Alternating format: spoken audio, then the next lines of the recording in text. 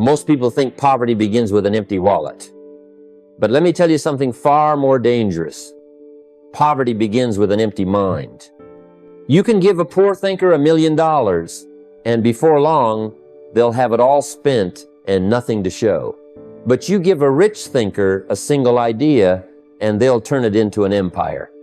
The difference isn't in the money, it's in the mind. If your thinking doesn't change, your bank account never will. You don't escape poverty by earning more, you escape it by thinking better. You see, the greatest trap isn't debt, or taxes, or even the economy. The greatest trap is small thinking. Most people don't live the life they want, they live the life their thoughts will allow. You can't drive a big future with a small mind. If your mind keeps saying, "I can't," your wallet will keep proving it right. The secret of wealth isn't in opportunity, it's in outlook. And until you think like the rich, every dollar you earn will slip through the fingers of poor thinking. Poverty does not begin in the wallet, it begins in the mind. You can take every dollar from a person, strip away their job, their home, even their possessions, and if their mind is still strong, if their philosophy is still right, they will find a way to rebuild. But you can fill a man's pockets, and if his mind is still poor, it won't be long before life takes it all away again. That's why I've said many times, if you want to change your circumstances, you must first change your philosophy. Because your philosophy shapes your attitude, and your attitude shapes your actions. When I was younger, I used to believe that the only difference between the rich and the poor was opportunity. I thought some people just got lucky, born in the right family, knew the right people, got the right break. But over the years, I discovered that opportunity shows up for everyone, though not everyone sees it. The reason? Mindset. The rich have trained their eyes to spot value, while the poor have trained their minds to expect struggle. It's not about education, background, or even intelligence. It's about awareness. And awareness begins with thought.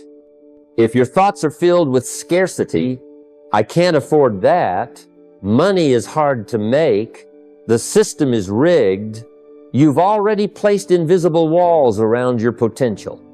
Those words shape your decisions, and your decisions shape your results. The wealthy, on the other hand, ask different questions. When they see something valuable, they don't say, "I can't afford it." They ask, "How can I afford it?" That little change, one word, moves their mind from limitation to possibility. I remember when I was broke, sitting at my kitchen table with overdue bills stacked high and dreams running low. My mentor said something that changed my life. He said, "You don't have a money problem, you have a thinking problem." At first I thought he was wrong, but then I realized he was absolutely right. I was waiting for my income to change when what I really needed was for my thinking to change. The moment I began studying the habits, philosophies, and disciplines of wealthy people, my life began to turn. Not overnight, but surely, steadily, quietly. If you want to break free from financial struggle, start by writing down your beliefs about money. See which ones serve you and which ones sabotage you. Replace fear with curiosity, resentment with responsibility. Spend a few minutes each day learning from people who think bigger. Read their books, listen to their lessons, and most importantly, surround yourself with people who talk ideas, not gossip.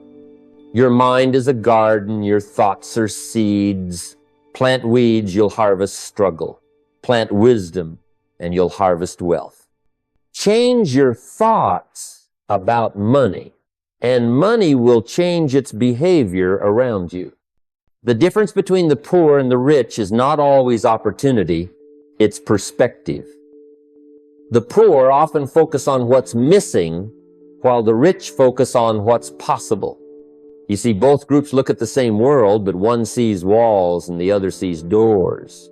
The poor say, "I don't have enough," while the rich ask, how can I use what I have to create more? That one shift from lack to leverage changes everything. When I was younger, I used to think that if I just had more money, more time, more connections, things would turn around. But one day my mentor said something that stopped me cold. He said, you don't need more resources, you need to become more resourceful. And that single sentence rewired my entire outlook. The poor wait for abundance to begin. The rich start where they are with what they have and make it multiply. Leverage is the art of using small things to achieve big results. Nature uses leverage every day. A seed becomes a tree. A stream becomes a river. An idea becomes a revolution. The same principle works in wealth. A single skill, applied wisely, can generate multiple streams of income.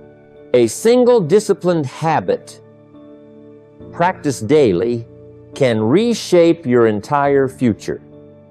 The question is not, what don't I have, but what am I not using? Take inventory of your skills, your knowledge, your relationships, even your time. Maybe you can write, maybe you can teach, maybe you can fix, build, organize, or create. Every skill has value if it's leveraged. I once met a man who worked as a mechanic. He told me he never had time to study business or investing. I asked him, do you fix cars only for customers, or could you teach people how to maintain their own cars online? Within a year, he started a small YouTube channel. That channel turned into a course, and that course turned into a full-fledged business. Same skill, different mindset. He stopped thinking lack and started thinking leverage. Leverage is not just about money, it's about multiplying effort through systems, tools, and people. The rich understand this deeply. They automate what's repetitive, delegate what's secondary, and focus only on what expands. That's why their time works for them even while they sleep. Meanwhile, the poor try to do everything alone. They confuse control with progress, and in doing so, they trap themselves in the cycle of exhaustion. If you want to shift your results, shift your focus. Every time you find yourself saying, I don't have enough, stop and ask, how can I make what I do have go further? Read books on leverage, study business models, observe how systems work. The secret is never in having more, it's in using better. The poor see limits, the rich see leverage. The world doesn't give you wealth, it gives you raw material. The outcome depends on what you do with it. Comfort is the silent killer of ambition. It creeps in quietly, disguising itself as peace. But what it really does is put your dreams to sleep. The mind seeks comfort, but wealth, real wealth, lives on the edge of challenge. You cannot grow where you refuse to stretch. I learned long ago that comfort is not a friend to progress. It's the slow poison that makes people settle for less when they were built for more. When I was a young man, I thought the goal of life was to get comfortable, to find a good job, make a steady income, buy a little house, and relax. But my mentor told me something that changed my direction forever. He said, the day you stop pushing yourself is the day your decline begins. And he was right. Comfort gives the illusion of stability, but underneath it, everything is quietly decaying. Your skills, your courage, your imagination. The poor think in terms of safety. I just want to keep what I have. The rich think in terms of expansion. How can I make what I have grow? That difference in thinking separates those who endure from those who evolve. It's not about recklessness. It's about refusing to stay the same. Growth demands discomfort, not chaos. The moment you feel too safe It's a sign that you've stopped challenging yourself. Every breakthrough I've ever experienced began in discomfort. The first time I invested in something I didn't fully understand. The first time I stood up to speak in front of a crowd. The first time I said no to the easy way and yes to the better way. Each of those moments felt uncertain, even frightening, but each one built muscles I never would have developed otherwise. You see, wealth is not built by avoiding discomfort. It's built by mastering it. The rich make a habit of doing the things most people avoid. They learn, they negotiate, they sell, they fail, and they keep going. The poor wait to feel ready, the rich move even when they don't. That's why opportunities find them. They're in motion, not in hiding. If you want to change your financial life, start tracking not just your income, but your growth. Ask yourself, what uncomfortable action did I take this week? Maybe you invested for the first time. Maybe you had that hard conversation. Maybe you learned a skill that intimidated you. Whatever it is, celebrate it. Because discomfort is the tuition you pay for freedom. Growth lives on the other side of ease. Don't let comfort fool you into thinking you're secure. Security without progress is stagnation in disguise. The wealthy know this. They chase challenge like oxygen because they understand that a comfortable life never made a powerful mind. Most people spend their entire lives trading time for money, and they call that security. But the truth is, if your income stops when you stop working, you're not secure, you're surviving. Labor earns you a living, but ideas create a legacy.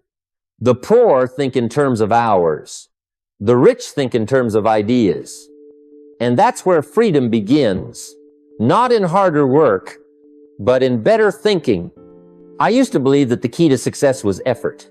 I'd work long hours, take on extra tasks, and tell myself that eventually all that hard work would pay off. But it didn't. I was tired, broke, and frustrated. Then one day, my mentor told me, you don't get paid by the hour, you get paid for the value you bring to the hour. That was the turning point. He taught me that wealth doesn't come from time, it comes from transformation. If you can create something that helps others save time, solve problems, or improve their lives, then money will start chasing you. The poor are taught to think, I need a better job. The rich think, I need a better idea. That's the real gap in society. It's not just income, it's imagination. Every great fortune began as an idea in someone's mind. Someone looked at a problem and said, there's a better way. They stopped selling their time and started selling solutions. That's how ideas become assets. If you want to escape the time trap, you must first see your mind as your most valuable property. Inside it are skills, experiences, and insights that others would gladly pay for if you learned how to package and share them. You might know how to fix something, teach something, organize something, or motivate someone. Write down 3 ways you could turn what you already know into income. Maybe it's creating an online course, starting a consulting service, or teaching what you've mastered. The key is to turn your knowledge into something that multiplies beyond your physical presence. The wealthy spend time studying business models that scale, systems that work even when they don't. They build mechanisms that earn money while they sleep, royalties, dividends, rent, ownership. They understand that a good idea, properly executed, can do more for you in 1 year than a lifetime of labor ever could. Start by dedicating 1 hour a week to thinking. Yes, thinking. Turn off distractions and give your mind permission to explore possibilities. Ask, how can I multiply the value of what I already do? Because once you learn to separate effort from income, you begin building true freedom. Remember, labor may feed your body, but ideas feed your future. You can work yourself tired, or you can think yourself free. The choice isn't between effort and ease. It's between working for money and having money work for you. Emotion is one of the most expensive luxuries in the world. Because when it drives your financial life, it quietly empties your pockets. The poor let feelings make their decisions, while the rich let reason lead the way. You see, emotion screams, but logic whispers. And those who learn to listen to the whisper end up controlling not just their money, but their future. When I was young, I made emotional decisions all the time. I'd see something I wanted and tell myself, I deserve it. I'd buy it, enjoy it for a moment, and regret it the next. My mentor once told me, never spend your future for a feeling. I didn't understand it then, but I do now. The poor are often broke not because they lack opportunity, but because they let emotion govern the moment while logic is left behind. The rich approach money like a chess game, not a slot machine. Every move is deliberate. Every dollar has a purpose. They pause before they act because they understand that wealth is built not by impulse but by intention. Wisdom, my friends, lives in the pause, that small gap between feeling and acting. That's where your financial destiny is decided. I remember a man who once told me he couldn't save because he felt like he needed to reward himself every weekend. He worked hard all week, so he spent emotionally to feel better. But when Monday came, the stress returned, and so did the regret. I told him, you're trying to treat emotional pain with financial damage. That's like fixing a headache with a hammer. He started waiting 24 hours before making any non-essential purchase. Most of the time, he found that the desire disappeared. What remained was peace and a growing account balance. The wealthy know this principle well. They still feel emotion, they just don't obey it. They experience fear in the market, but don't panic sell. They feel excitement about an opportunity, but still run the numbers. They understand that emotion is energy, but logic is direction. Together, they create power. Separately, emotion without reason destroys. If you want to master this art, start small, journal your financial emotions weekly, notice patterns. Do you spend when you're stressed? Invest when you're confident? Avoid action when you're afraid? Awareness is the first step toward wisdom. Then, every time you feel that surge of emotion, stop, wait 24 hours. Ask yourself, am I spending to feel good or to grow? Over time, you'll find your emotions no longer control your money, they inform it. And when logic takes the driver's seat, wealth stops being accidental and starts being inevitable. Because while emotion reacts, wisdom plans, and planning, my friends, is how freedom is built. The mind that seeks applause will never build wealth. The poor spend to be seen, the rich invest to be strong. Ego is a loud, demanding voice that convinces you that what you own defines who you are. But intelligence whispers, your value is what you produce, not what you parade. The lesson is simple yet profound. Wealth is built in silence, and recognition is optional. I remember my first big raise. Instead of celebrating by buying a flashy car, I reminded myself that recognition is fleeting, but assets are enduring. I invested that money in a small opportunity that didn't impress anyone, but grew steadily over time. Within a few years, the growth far outweighed any temporary thrill I would have felt driving a new car down the street. Validation fades, but value compounds. The rich measure life by contribution, impact, and results, not by how many eyes glance at their possessions. They track net worth, not lifestyle upgrades, and measure progress in assets, not applause. Surrounding yourself with people who prize growth over glamour is crucial. Conversations about strategy, learning, and investment will shape your thinking far more than discussions of the latest gadget or luxury item. Refuse to spend for approval. Every dollar you allow to leave your hands for show is a dollar that could have strengthened your future. Before making a purchase, ask, does this grow my value or just my image? Let your choices reflect who you are becoming, not who you wish others to think you are. Over time, detaching ego from money reshapes your life.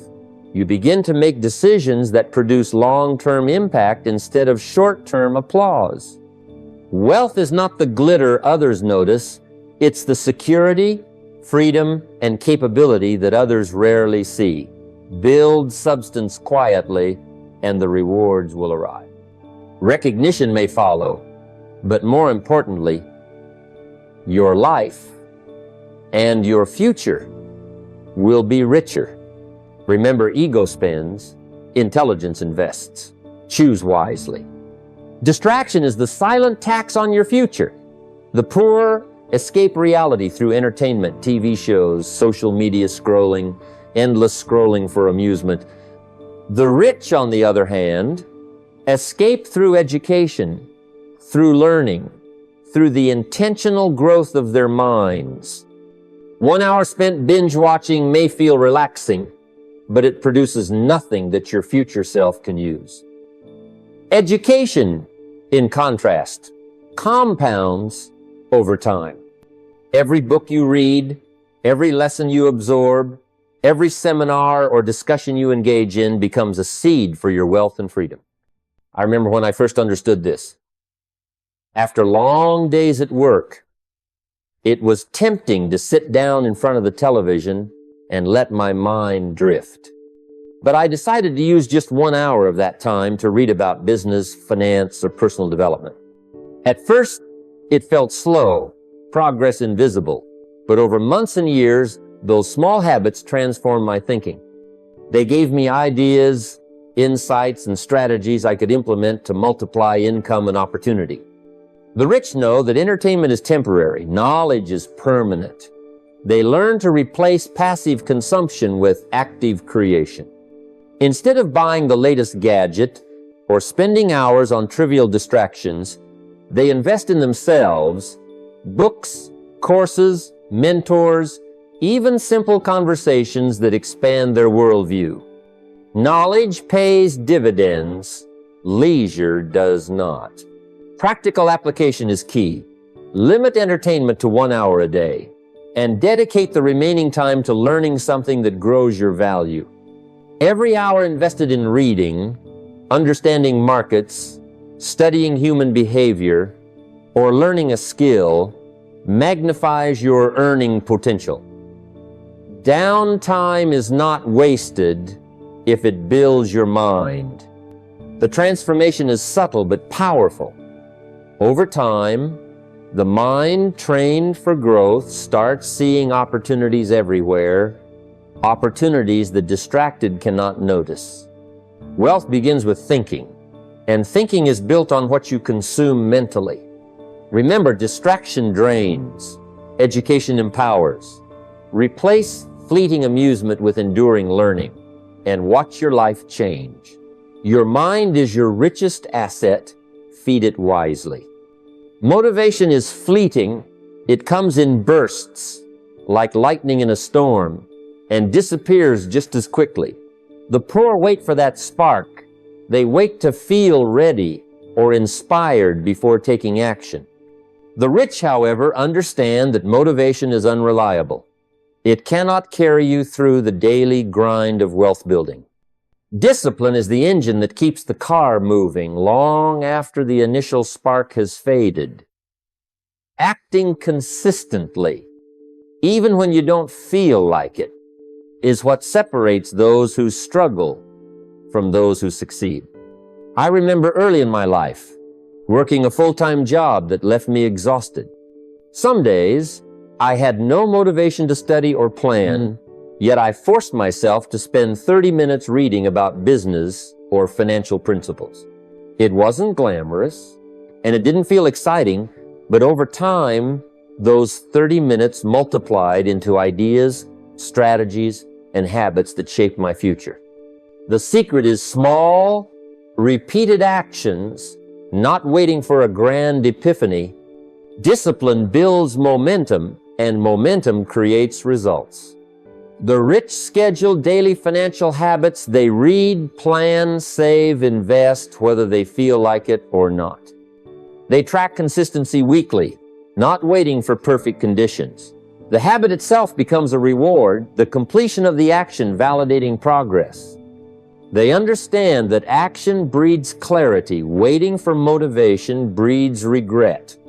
To make this practical, create a daily schedule that dedicates time to building your financial literacy, tracking spending, and planning investments. Reward yourself for consistency rather than for feeling inspired. Over weeks and months, the habit compounds, creating a resilient mindset and steady progress. Motivation may be the spark, but discipline is the fire that keeps you warm through the cold nights of struggle and uncertainty.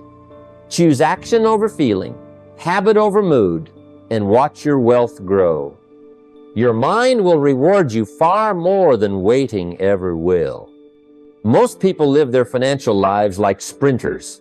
They measure success in days, weeks, or months, always craving immediate results. They want the payoff now, the reward today, forgetting that wealth is built over seasons, not seconds.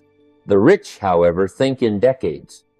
They understand that real growth takes time, that compounding is invisible at first, but unstoppable when given years to work. As the philosopher Seneca once said, time discovers truth. So it is with money. True financial freedom is revealed to those who wait, plan, and persist patiently. I remember starting my journey with almost nothing. My first years of disciplined saving, reading, and small investments yielded little visible reward. Friends mocked the slow pace, asking when will it pay off. But I trusted the process. Each decision, each small improvement was a seed planted for future harvest. By thinking in terms of years and decades, rather than weeks and paychecks, I avoided impulsive decisions that could have derailed everything. Patience allowed me to compound knowledge, skills, and wealth simultaneously. Adopting a long-term perspective requires measurable frameworks. Create a 5-year financial vision and break it down into yearly, quarterly, and monthly steps. Track progress semi-annually instead of obsessing over daily fluctuations. Wealth isn't built in a day, and comparing short-term performance leads to frustration and poor decisions.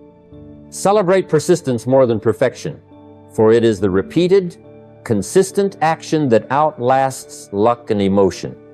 The rich understand that seasons govern wealth, planting, nurturing, waiting, and harvesting. They do not rush the process. They honor time as the ultimate multiplier. To think like the wealthy, begin asking not, what can I get today, but where will I be in 5, 10, or 20 years if I make wise choices now? Align your actions with long-term goals, and patience will transform small, steady efforts into extraordinary results. Decades, not days, reveal true financial wisdom and freedom. Most people spend their lives chasing money, believing that it is the answer to every problem, the solution to every worry. They treat paychecks as the goal, bonuses as the measure of success, and wealth as the destination. But money, in truth, is a shadow. It follows where value goes. If you want abundance, do not chase dollars. Chase mastery. Excel at something so profoundly that the world has no choice but to reward you. As Aristotle said long ago, we are what we repeatedly do. Excellence, then, is not an act, but a habit. I remember my early years, fumbling through jobs and opportunities, always focused on what I could earn rather than what I could become. The turning point came when I shifted my focus from income to skill. I dedicated hours each day to learning, to refining, to becoming a person whose value was undeniable.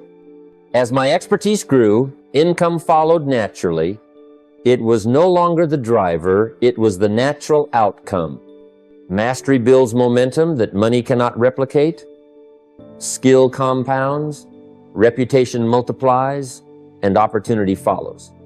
To live this principle, pick one area where you can excel. Commit to it daily. Study those who have walked the path before you, and seek mentors who embody excellence. Track your growth not by what appears in your bank account, but by the impact you create, the problems you solve, and the recognition of competence from those who understand true value. Mastery is patient, rigorous, and often invisible at first, but it is the magnet that attracts lasting wealth. By chasing mastery instead of money, you align your efforts with principles that compound over a lifetime, turning skill into influence, influence into opportunity, and opportunity into sustainable prosperity. Money becomes a reflection of your growth, not the pursuit that drains it. Excellence, pursued relentlessly, is the richest form of wealth.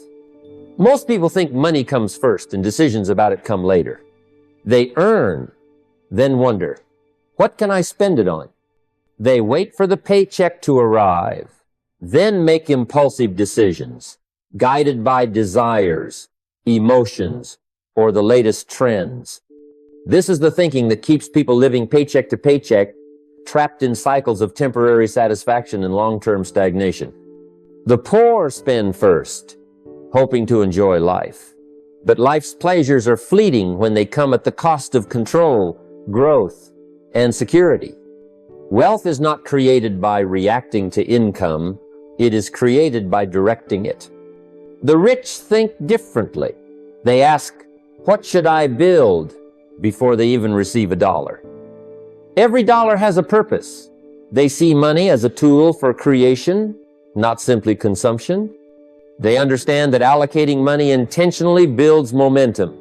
Momentum that grows silently, consistently, and powerfully over time.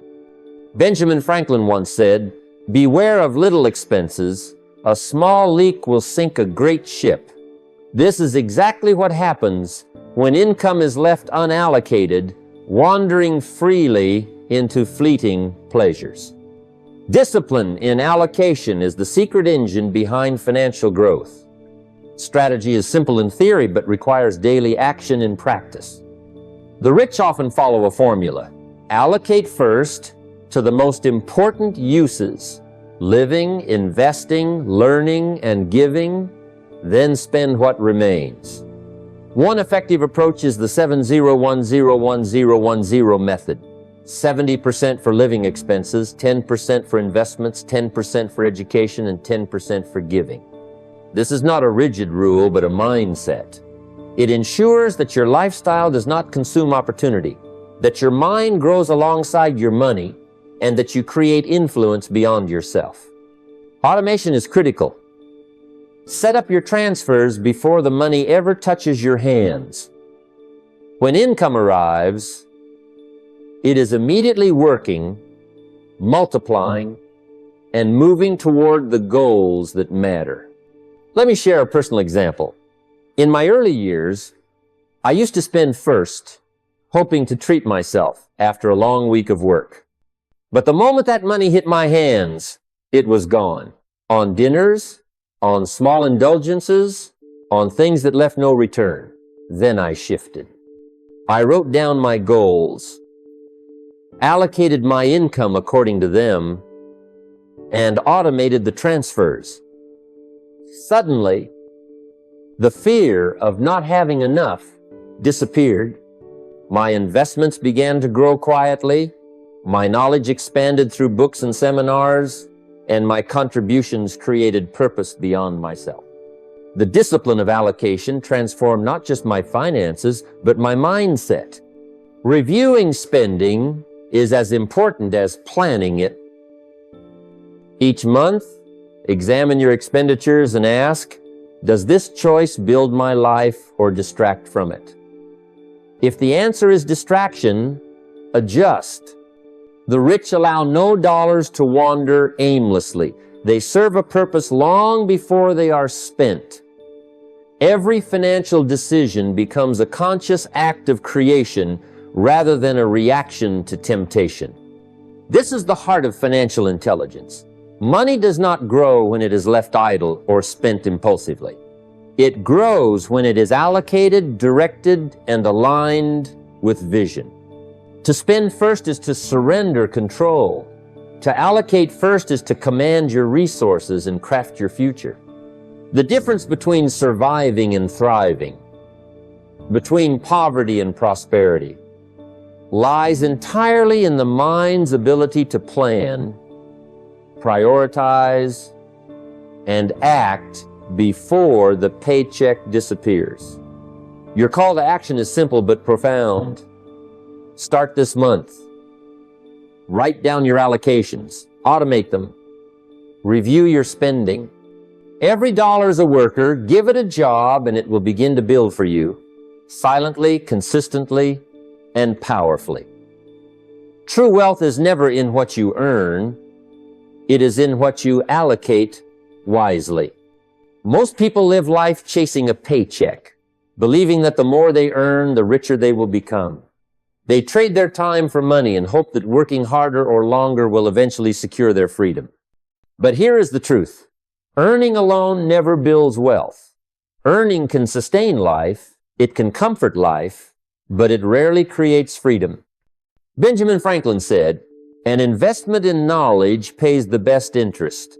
Yet too many ignore this principle and instead trade their precious hours for dollars that vanish the moment they are earned."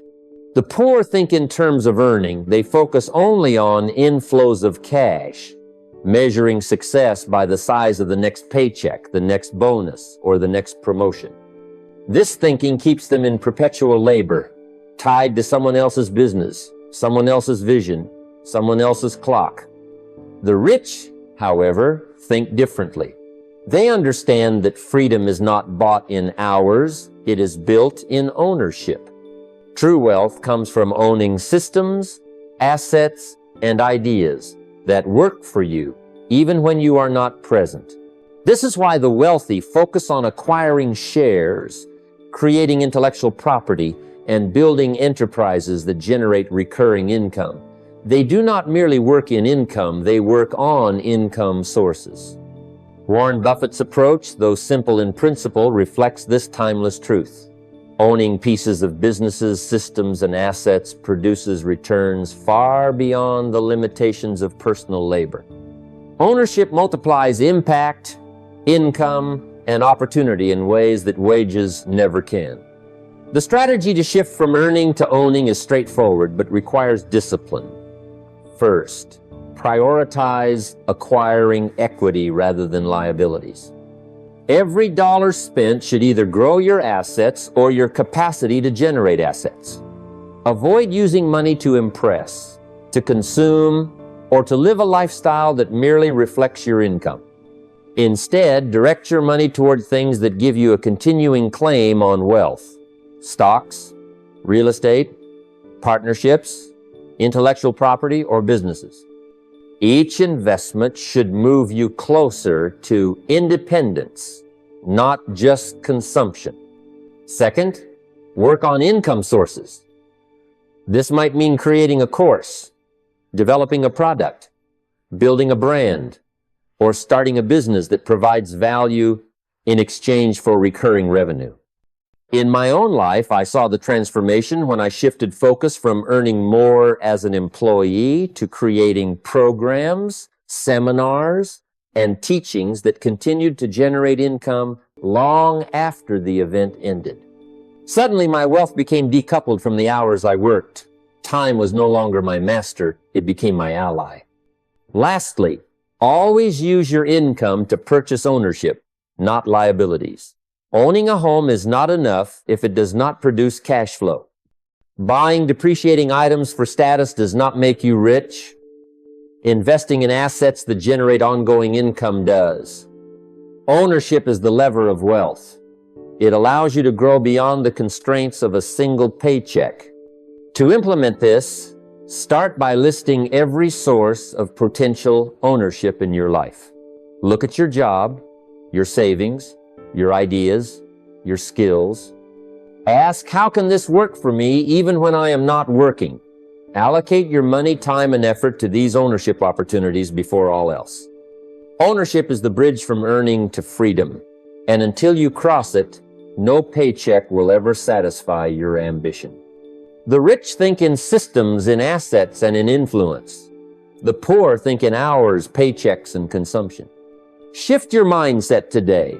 Acquire ownership, and watch your wealth begin to multiply silently, consistently, and powerfully.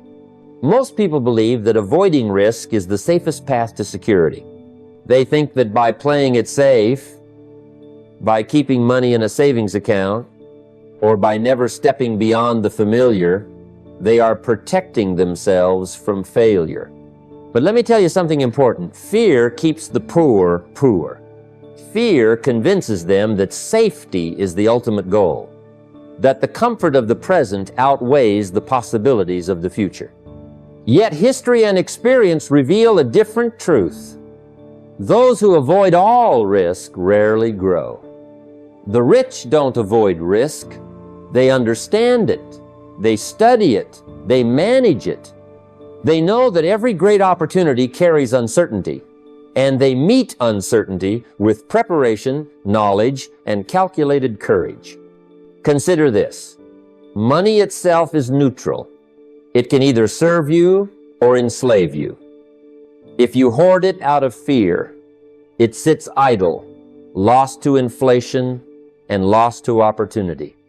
But if you use it wisely, with informed decisions, it becomes a tool to generate even greater wealth.